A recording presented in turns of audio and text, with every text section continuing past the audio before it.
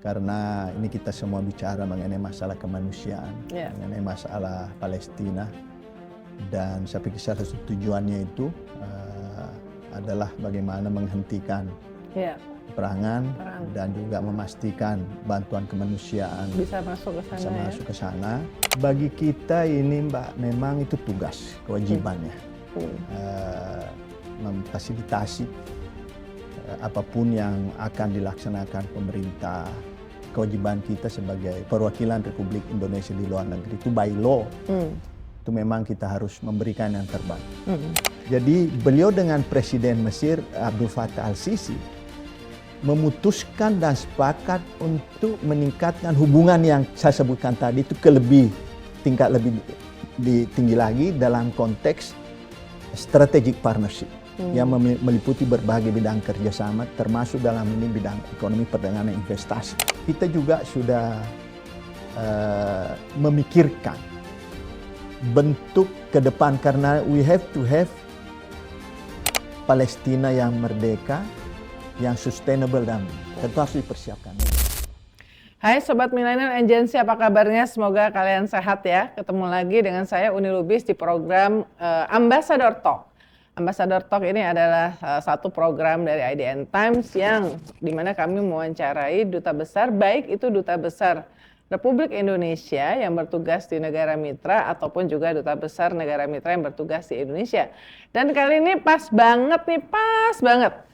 Kita tahu bahwa baru minggu lalu, tepatnya 13 Oktober, ada penandatanganan perjanjian damai, meskipun ini kontroversial ya, damai atau sekedar mengakhiri ceasefire di Gaza yang dilakukan atas inisiasi dari Presiden Trump dan co-hostnya juga dengan Presiden Mesir, kemudian Presiden Prabowo Subianto juga ke sana. Dan pas Duta Besar Republik Indonesia untuk Republik Arab Mesir yang berkedudukan di Kairo, Bang Lutfi Rauf, His Excellency Yang Mulia Lutfi Rauf lagi ada di Jakarta, saya langsung geret aja ke studio karena saya pengen tahu dan tanya beberapa hal. Bang Lutfi, terima kasih udah mampir ke IDN Times. Terima kasih Mbak Uni, senang bisa jumpa kembali. Ini teman lama, zaman dulu karena Bang Lutfi ini pernah kepala protokol negara. Even sebelumnya saya pernah direktur informasi media. Benar, jadi berurusannya selalu dengan media. Dan saya ingat betul Mbak Uni dan teman-teman media banyak membantu kami dulu. Waktu itu Pak Marty sebagai juru bicara. Juru bicaranya. Direktur informasi media dan tentu. Itu zaman Pak Marty juru bicara ya? Ya, Pak Marty Pak Hasan Wijayauda Menlu.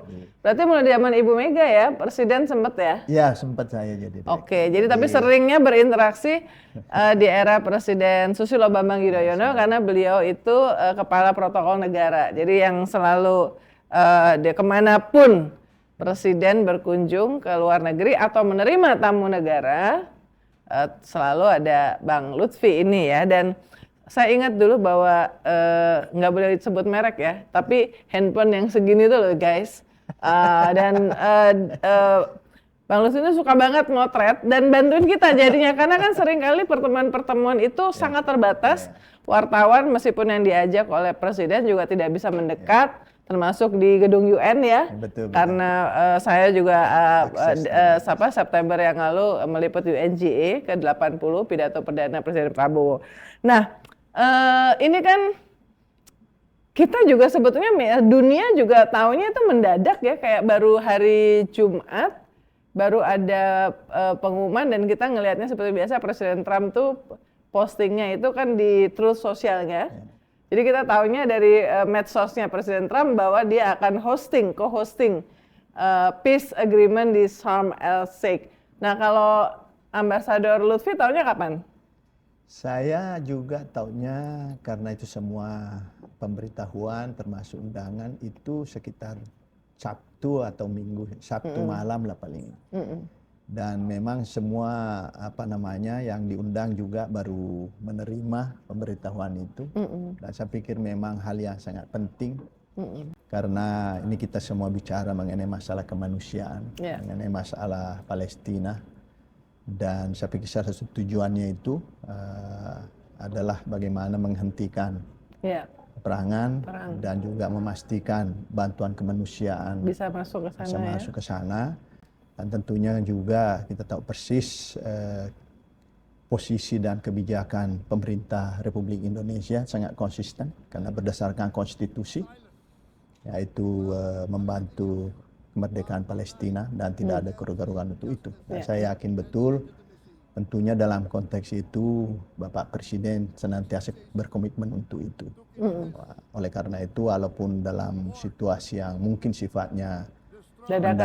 mendadak, tapi karena komitmen ada di situ, beliau mengupayakan dan alhamdulillah telah berhasil berkunjung ke sana dengan baik sebagai juga salah satu pihak tokoh yang diundang. Tentu ini juga kebanggaan bagi kita karena disitulah terlihat konsistensi beliau untuk terus memberikan perhatian, komitmen dan bantuan dalam upaya seperti yang saya katakan memerdekakan Palestina.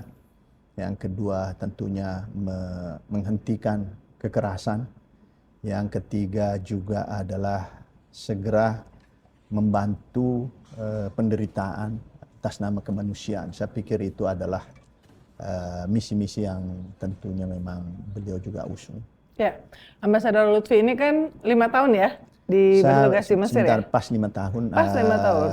Tahun ini 5 tahun, ini almost 5 years. Almost 5 years, dan proses perang yang sejak 7 Oktober 2023, tapi sebelumnya itu kan situasi memang sudah panas ya, terutama sejak pemerintahan Perdana Menteri Bibi Netanyahu dan ada di sana, lalu di ujungnya menyaksikan bahkan ikut mengurusi untuk kepentingan Indonesia ya, terutama mensupport Presiden Indonesia yang diundang di sana. Gimana tuh? Kayak nutupnya tuh kayak something yang memorable. Bagi kita ini Mbak, memang itu tugas, kewajibannya. Memfasilitasi apapun yang akan dilaksanakan pemerintah. Kewajiban kita sebagai perwakilan Republik Indonesia di luar negeri itu by law. Itu memang kita harus memberikan yang terbaik. Dan alhamdulillah seperti yang saya katakan, kita semua di tataran mesin-mesin diplomasi baik di pusat, di perwakilan, lintas sektoral, lintas kementerian, tentu ini satu Indonesian Incorporated lah. Untuk mendapatkan hasil yang baik, terutama bagaimana to cater dan membantu pimpinan kita dalam melaksanakan misi-misi mereka, khususnya dalam konteks ini dalam hal penyelesaian Palestina. Nah, tentu kita di lapangan ini sudah bergerak sesuai dengan arahan dan melaksanakan apa yang kita harus laksanakan secara profesional, secara teknis dan lain sebagainya, dengan satu tujuan, bagaimana mencapai misi dari pemerintah, pemerintahan, dan hal ini presiden kita menjalankan tugas itu bisa tercapai dengan maksimal. Dan alhamdulillah itu bisa terlaksana dengan baik. Khususnya kemarin mengenai pertemuan KTT Sharm el-Sheikh. KTT perdamaian ya. Nah, sebagai orang yang sudah lama di Mesir, 5 tahun hampir, kenapa di Sharm el-Sheikh? Itu seperti apa sih tempatnya? Buat yang belum pernah tahu, kita cuma tahunya katanya itu resort. Sharm el-Sheikh ini memang sering dijadikan oleh pemerintah Mesir untuk pertemuan-pertemuan penting, KTT misalnya, termasuk pertemuan COP 27 yang dihadiri oleh Wapres untuk mengenai lingkungan hidup, dan juga banyak pertemuan-pertemuan lainnya. Nah, kalau dari perspektif posisi geografis Sharm el-Sheikh, memang itu masih berada di bagian timur Laut Merah bagian timur, dan aksesibilitasnya dari Eropa, Timur Tengah itu relatif lebih dekat. Bahkan dari Jeddah ke Sharm el-Sheikh langsung itu less than mungkin sekitar 1 jam. Oh, naik pesawat? Yes. Dan memang Sharm el-Sheikh ini di Mesir salah satu spot atau daerah wisata yang terkenal. Dan memang di sana juga masih ada tempat-tempat bersejarah. Biasanya para pesiarah, misalnya dari Jordan ke Yerusalem, terus ke Sinai, provinsi Sinai di Mesir ini, karena di situ juga ada warga kita bahkan sering melakukan ziarah ke namanya Jabal Musa, Jabal Musa. ya Bukit Musa, San Catherine, tempatnya Bukit Musa ini tempatnya Nabi Musa alaihissalam menerima wahyu Ten Commandments di situ. Jadi ada tempat historik. Jadi itu di Sharm el Sheikh-nya? Kira-kira 2-3 jam dari Sharm el Sheikh, masih satu wilayah. Jadi itu kira-kira mungkin salah satu pertimbangan, saya tidak tahu secara, tapi itu dulu pernah diokupai sama Israel ya? Dulu waktu perang Arab Israel Mesir dalam ini pernah diduduki, dan setelah ini menjadi bagian integral dari Mesir saat ini. Oke. Nah ini kan Bang Lutfi ini mengalami 3 kali kunjungan Presiden Prabowo ya. Banyak juga tuh, nggak banyak duta besar kita yang pada saat penugasannya bahkan belum tentu sempat dikunjungi Presiden Indonesia ya. Tapi ini malah Presiden Prabowo berkunjung 3 kali termasuk yang kemarin terakhir. Gimana tuh? Jadi bagi kami yang sudah sebagai bertugas di diplomasi. Ini senior diplomat nih guys. Tentu apapun yang diputuskan pemerintah melalui berbagai kebijakan, tentu kita wajib sekali lagi untuk melaksanakan. Itu tugas kita. Yeah. Dan saya sendiri dalam konteks kunjungan Bapak Presiden 3 kali itu satu kehormatan bersama dengan teman-teman di perwakilan dan semua orang yang terlibat dalam proses kunjungan ini. Itu satu kehormatan bagi kita. Seperti yang disampaikan, tidak semua negara mendapat kunjungan seperti ini. Bagi kami ini suatu kehormatan. Oleh karena itu kami tentunya berusaha untuk melaksanakan apa yang kami harus laksanakan untuk menjadikan kunjungan itu dari segi teknis berhasil.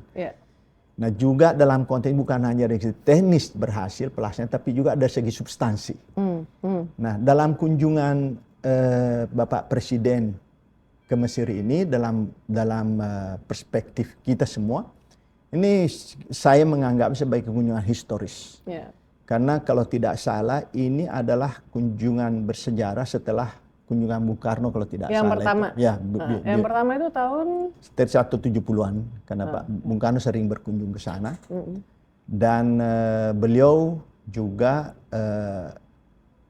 dari kami ini melihat bahwa ini komitmen dari Indonesia yang selama ini kita jadikan, kita persepsikan atau kita posisikan Mesir sebagai negara yang memang secara historis dan budaya sangat dekat dengan Indonesia.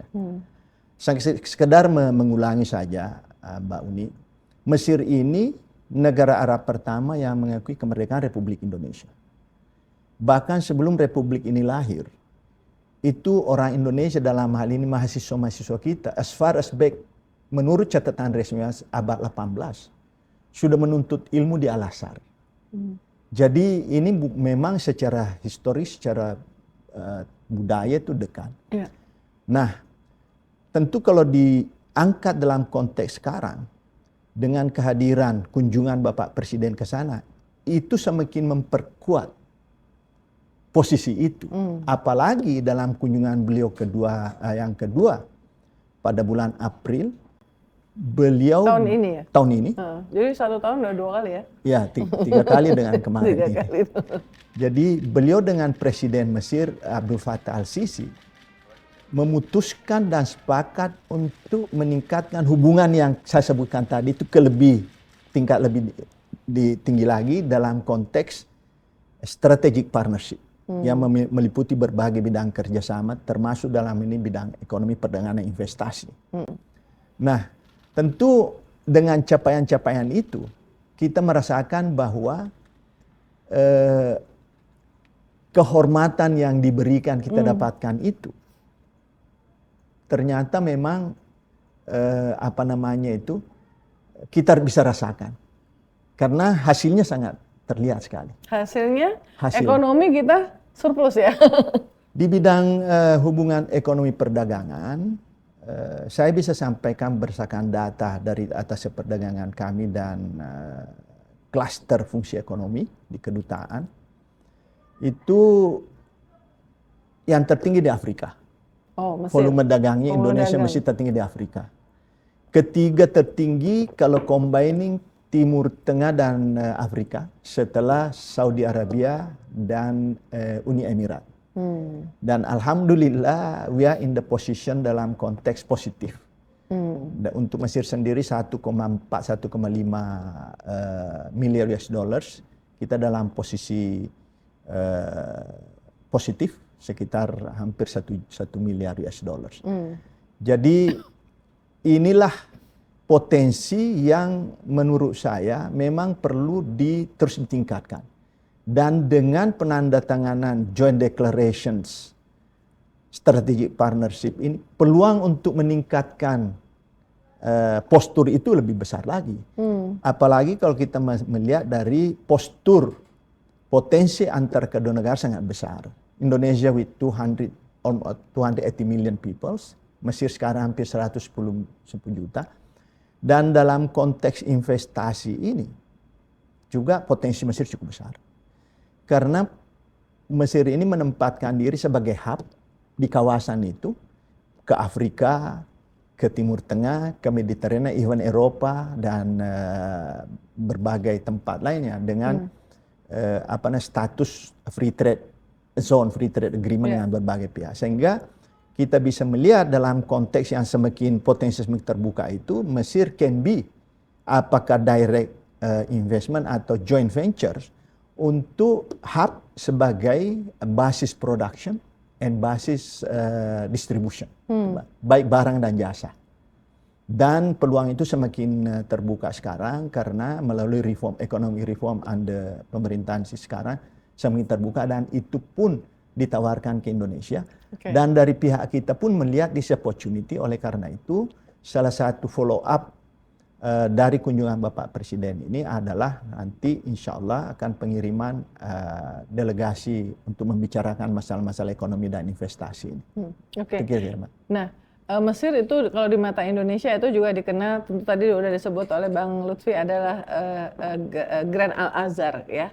Banyak sekali mahasiswa kita ya di sana. Sekarang itu berapa banyak? Karena yang pertama kali kunjungan Presiden kan sempat bertemu dengan lebih dari 1.000 mahasiswa Al-Azhar yang saya dengar dipersiapkan dalam waktu singkat juga, tapi semangat untuk ketemu. Jadi ini juga seperti yang saya sampaikan, Mbak Ni, I consider from my perspective sebagai historic visit of Presiden Prabowo ke Al-Azhar. Kan it's the second after Presiden Soekarno ke Al-Azhar back in again tahun 1960-an. Ya. Dan ini juga tentunya kebanggaan bagi kita semua, termasuk mahasiswa kita, karena mendapat kesempatan untuk mendengarkan lectures dari Bapak Presiden di Al-Azhar ini, yang dalam waktu yang relatif tidak lama anak-anak adik-adik kita mahasiswa itu bisa hadir sekitar lebih 1.000 orang dengan penuh antusias. Bahkan sebenarnya kalau ruangan memungkinkan mungkin masih lebih dari itu. Tapi sekali lagi ini juga suatu hal yang saya dapatkan dari adik-adik kita mahasiswa Indonesia, merasa senang sekali presidennya dapat bersama-sama mereka di kampus yang memang tertua di dunia dan memberikan wejangan-wejangan, memberikan kuliah menyangkut berbagai hal mengenai kebijakan pemerintah Indonesia dan lain sebagainya. Nah, ini menurut saya juga suatu hal yang menurut hemat saya adalah peristiwa yang historik bagi kita. Dan itu sangat diapresiasi oleh mahasiswa kita, dan kita lihat dari optik pemberitaan itu sangat cair, sangat dekat. Beliau berinteraksi dengan mahasiswa tanpa batas. Beliau berdiskusi approachable ya. Itu menurut saya sangat diapresiasi oleh ada berapa sekarang mahasiswa kita di sekarang ini? Kalau data yang ada kami combining antara pelajar dan mahasiswa, itu sudah digabung sekarang ini menghampiri 20.000. The largest one. paling besar mahasiswa atau pelajar Indonesia yang di luar negeri ya? Ya, kalau menurut data yang saya informasikan, jadi combining antara pelajar, mahasiswa, S1, S2, S3 dan lain sebagainya, total almost around sekitar 20.000. Jadi ini aset bagi kita karena mereka belajar, mayoritas belajar di Al-Azhar, yang kita tahu dalam perspektif ajaran Islam itu mengajarkan nilai-nilai wasatan, Islam wasatiyah. Yang moderat, yang mengajarkan itu manhaj Al-Azhar, mengajarkan moderasi, mengajarkan toleransi, mengajarkan inklusivitas dan lain sebagainya, sehingga memang kompatibel dengan mainstream yang kita miliki di Indonesia ini dalam konteks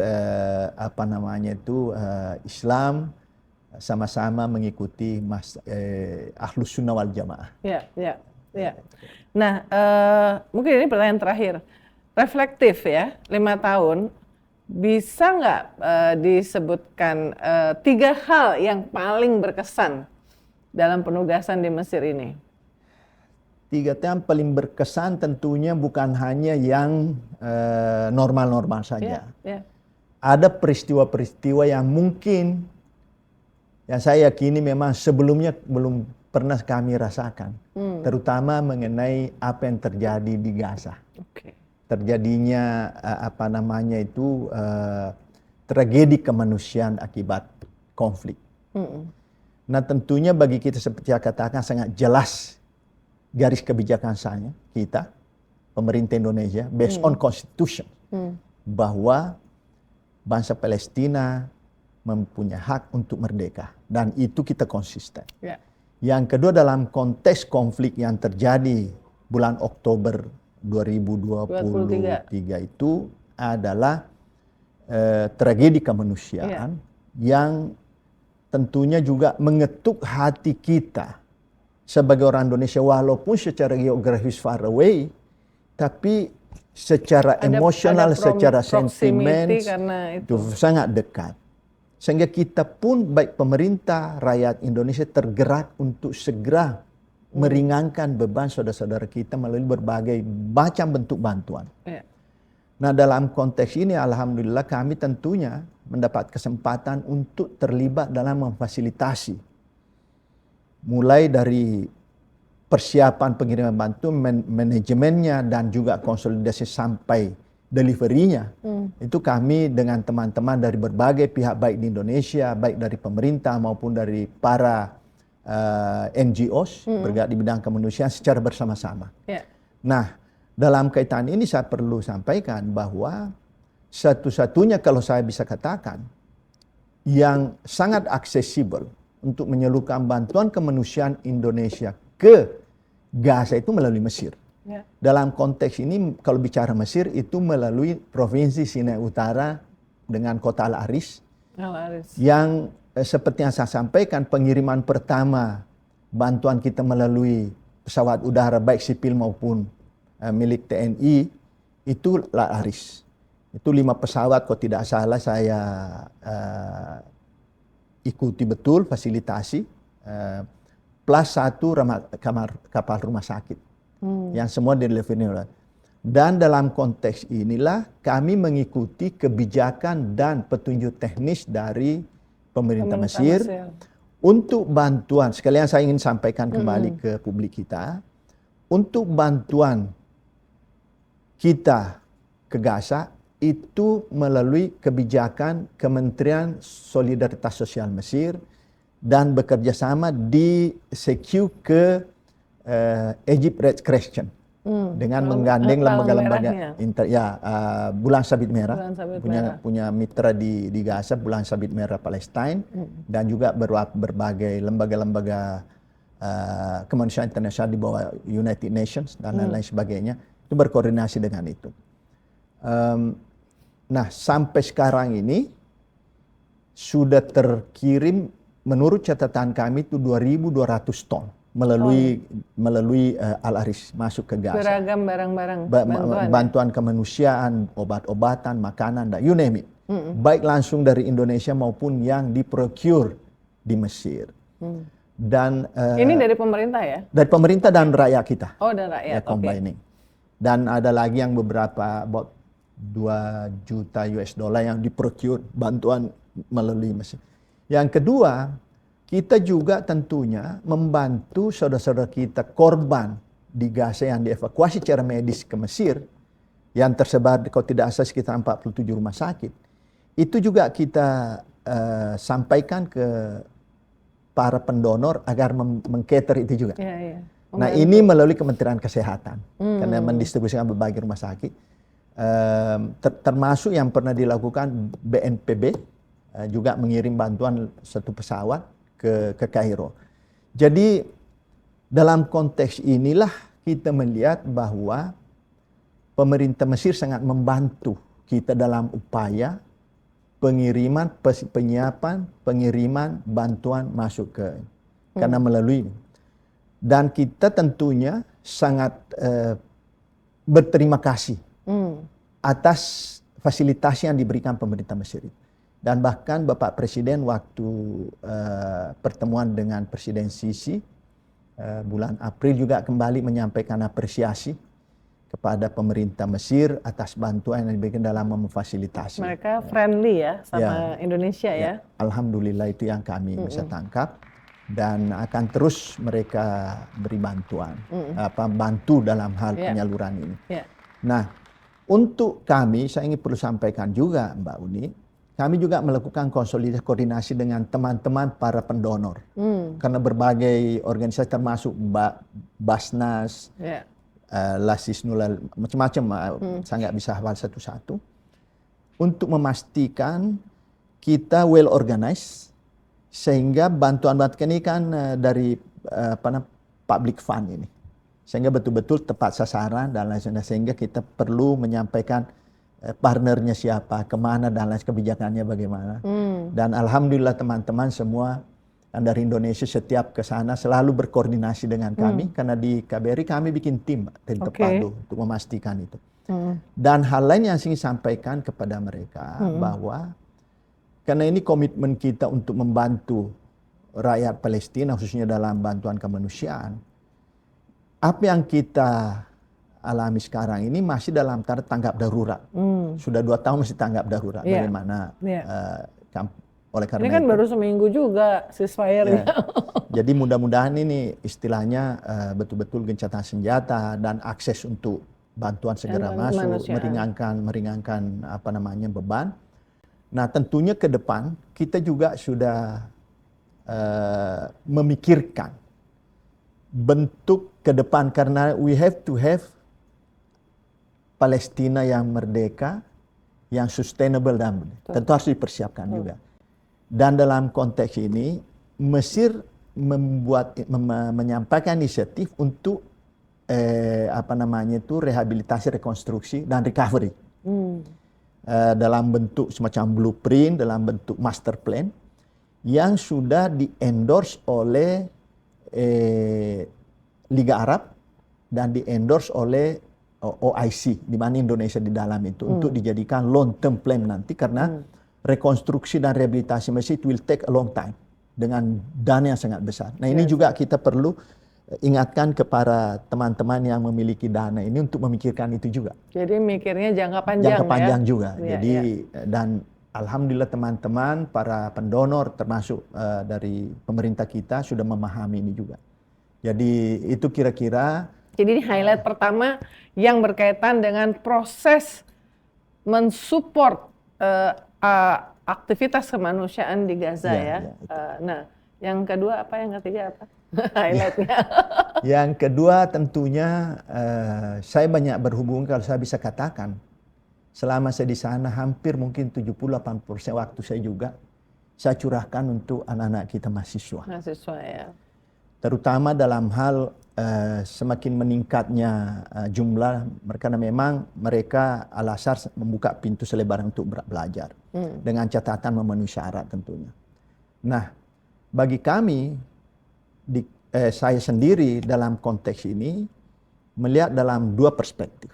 Perspektif pertama adalah bagaimana memastikan hak didik anak-anak kita ini bisa terpenuhi berdasarkan undang-undang sistem pendidikan nasional. Akses yang sama ke pendidikan berkualitas. Ya. Number two, karena anak-anak kita datang belajar di negeri orang, tentu secara konstitusi dia punya hak untuk dilindungi. Oleh karena itu bagaimana memastikan hak-hak anak-anak kita, dedek kita ini dilindungi oleh negara. Oleh karena itu kami menaruh perhatian betul dan alhamdulillah saya senang melihat anak-anak kita dan saya selalu ingatkan dengan jumlah yang sangat besar itu agar betul-betul menyadari dan mengingat terus bahwa tujuan mereka datang ke sana, tujuan utama adalah belajar. Menggali ilmu sebanyak mungkin di universitas tertua di dunia ini kalau saya bisa katakan. Terutama dalam hal ilmu keagamaan. Karena ada adagio yang mengatakan untuk ibadah kiblatnya itu ke Masjidil Haram, untuk ilmu tentang keislaman kiblatnya Al-Azhar. Dan memang mahatnya seperti yang saya sampaikan tadi adalah mengajarkan nilai-nilai wasatiyah, Islam moderation, Islam yang toleran, Islam yang inklusif dan lain sebagainya. Nah, ini tentunya bagi saya adalah ini kayak aset. Jadi mewakili Bapak ya, jadi mewakili orang tua mereka gitu ya. Punya 20.000. Iya, itu yang saya sampaikan, itu saya sampaikan. Oleh karena itu tentu ada challenges of course. Challenges itu tantangan-tantangan itu bagaimana memastikan anak kita di sana belajar dengan aman, belajar dengan nyaman, sehat dan sukses kembali ke tanah air mengabdikan ilmunya sebagai duta-duta wasatiyah dari Al-Azhar yang menyampaikan nilai-nilai manhaj Al-Azhar tadi itu. Yang terakhir tentunya bagi saya adalah sebelum saya nggak punya pengalaman bertugas di Mesir selama ini, hanya traveling on the region untuk hal-hal tertentu. Perspektif saya sebelum ke Mesir itu kalau bicara mungkin sama dengan yang lain dari 3 perspektif. Kalau orang bicara Mesir, number one itu adalah kisah-kisah dalam Al-Quran mengenai Musa alaihissalam dan